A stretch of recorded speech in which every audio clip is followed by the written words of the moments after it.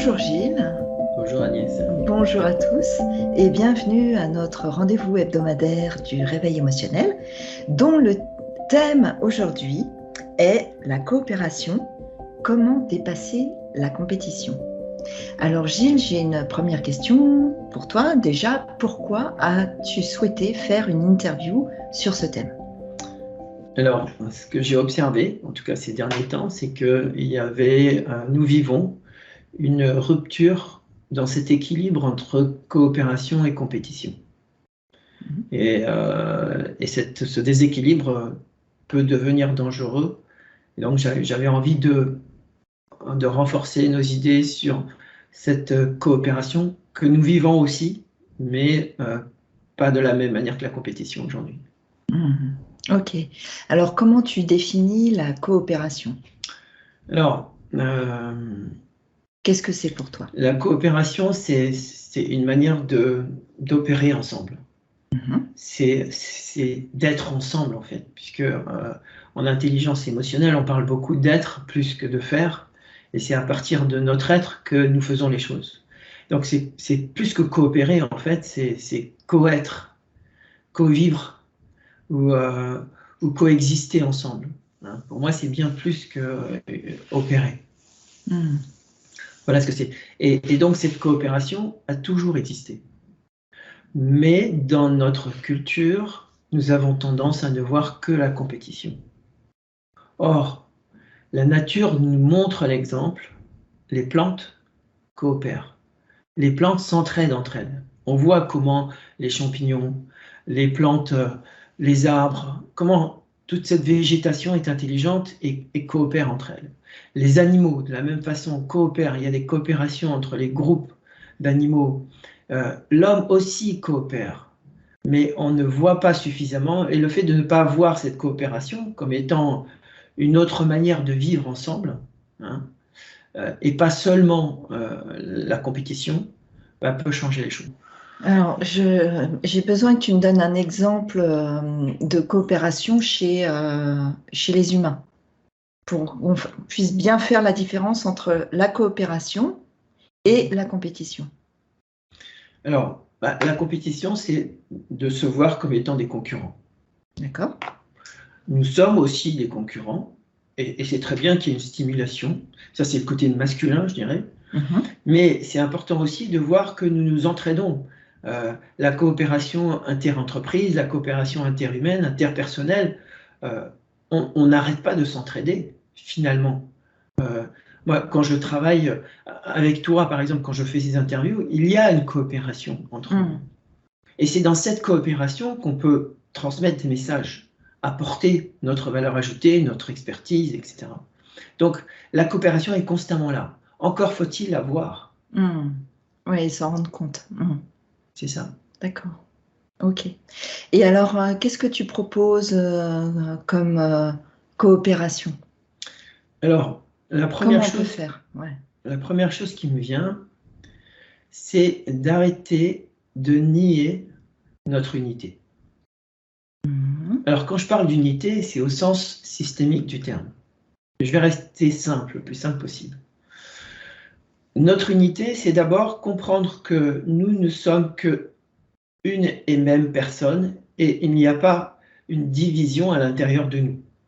Si je vois ma division à l'intérieur de moi, alors je vais mettre en valeur cette division. Je ne vais pas avoir cette unité. Par exemple, on parle d'intelligence émotionnelle et on oppose souvent la pensée à l'émotion. Or ça, c'est une erreur cartésienne. La systémique nous apprend que la pensée et l'émotion interagissent constamment entre elles. Et nous avons simplement besoin d'harmoniser la pensée avec l'émotion. C'est-à-dire de vivre en même temps nos pensées et nos émotions. C'est-à-dire de prendre conscience autant de nos pensées que de nos émotions. Et cette harmonisation se fait naturellement. On parlera dans la prochaine interview de la différence entre la nature et la normalité. C'est-à-dire que notre nature est systémique. Notre nature est de cohabiter à l'intérieur de nous. Et donc, il y a un terme que je trouve intéressant, c'est C'est cette communication entre les différents pôles. Alors, j'ai l'habitude de parler des sensations, des émotions et des pensées. Et bien, tout le travail que je fais depuis 20 ans consiste à réunir tout ça, à faire en sorte de voir les interconnexions entre mes sensations, quand j'ai mal au ventre, qu'est-ce que ça veut dire? Mes émotions, quand je suis triste, de voir cette tristesse, de voir quelle est l'origine de cette tristesse, plutôt que de la couper, de la nier, parce que ça ne se fait pas dans notre culture. Mais aussi de voir mes pensées, quelles sont les pensées qui me traversent, quelles sont ces pensées qui sont répétitives, qui s'imposent à moi, alors que si je prends conscience d'elles, alors je ne suis plus esclave de mes pensées. Donc c'est un travail global. Et cette unité, si je la vois à l'intérieur de moi, je vais la nourrir et je vais la développer. Et là, je coopère avec moi-même. Mais bien sûr, cette coopération va engendrer une coopération interpersonnelle, une coopération collective. Il y a des groupements qui se forment en ce moment de gens qui s'entraident les uns les autres. Bah, c'est de voir cette entraide. La première étape, c'est de porter attention à cette entraide pour la nourrir. Et comme on disait par rapport à notre coopération ici et maintenant, bah c'est pareil par rapport à ce qui se passe autour de toi et autour de chacun. Et si chacun vous portez votre attention sur cette coopération, alors vous allez la nourrir. C'est ça que ça veut dire. Et donc la coopération, c'est arrêter d'ignorer notre unité. Et nous sommes unis en fait. Est-ce que tu peux me donner un exemple concret? Donc par exemple, comment je peux faire pour prendre conscience de mes pensées, d'y mettre une émotion, si j'ai bien compris, hein, et d'y mettre la sensation, enfin, tu vois, de raccorder les trois. Comment je peux faire? Parce que déjà, là, ce que je comprends, c'est que la première étape, c'est de prendre conscience, mais comment je fais pour ce petit déclencheur, tu vois? Alors, la première chose, c'est de prendre l'habitude, de changer l'habitude. C'est-à-dire de prendre l'habitude de regarder à l'intérieur de soi. Si tu commences à regarder, à porter ton intention à l'intérieur de toi, tu vas avoir des émotions. Les émotions, elles sont là pour attirer ton attention. Or, ce que nous faisons, c'est le contraire. Plus il y a d'émotions, et plus on ferme. C'est arrêter de fermer. Ben oui, c'est pour contrôler les choses, pas maîtriser. C'est contrôler, c'est l'opposé. Je deviens maître de moi si j'accueille mes émotions. Si je contrôle mes émotions, je perds cette maîtrise de moi-même. Et c'est ça qui est important de comprendre. Et les mots sont importants aussi. Donc, la première chose à faire, c'est de regarder à l'intérieur de soi autant qu'à l'extérieur de soi. Prendre l'habitude de se dire, c'est très simple, de dire, ok, qu'est-ce que je ressens là maintenant? C'est une question simple. Qu'est-ce que je ressens? Et quand je regarde, si par exemple je suis gai, cette gaieté, qu'est-ce que ça génère chez moi comme pensée? Et quelles sont les pensées qui arrivent quand je prends conscience de cette gaieté? Est-ce qu'il y a des pensées de peur? Est-ce qu'il y a des pensées d'expériences passées, etc., etc. Voilà, pour répondre rapidement à ta question. D'accord. Et donc ça, c'est la première étape pour ensuite prendre conscience de la coopération interpersonnelle plus largement. Exactement. Et l'un va induire l'autre. On essaie de changer à l'extérieur alors qu'en fait, il faut commencer par soi. Le secret, il est là. Et Gandhi l'avait dit, si vous voulez changer le monde, commencez par changer ce qui se passe à l'intérieur de vous. Mais trouvez la force, trouvez le courage et l'habitude surtout, parce que c'est une question d'habitude, de vous entraîner à regarder à l'intérieur de vous. D'accord. Et si tu arrives à regarder à l'intérieur de toi, ça va se faire tout seul. Ok. Ok, merci Gilles. Alors, s'il y avait une chose à retenir sur cette interview, qu'est-ce que ce serait?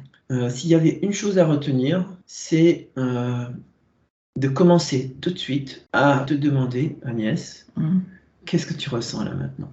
Et d'associer les pensées qui te traversent et les sensations corporelles qui te traversent.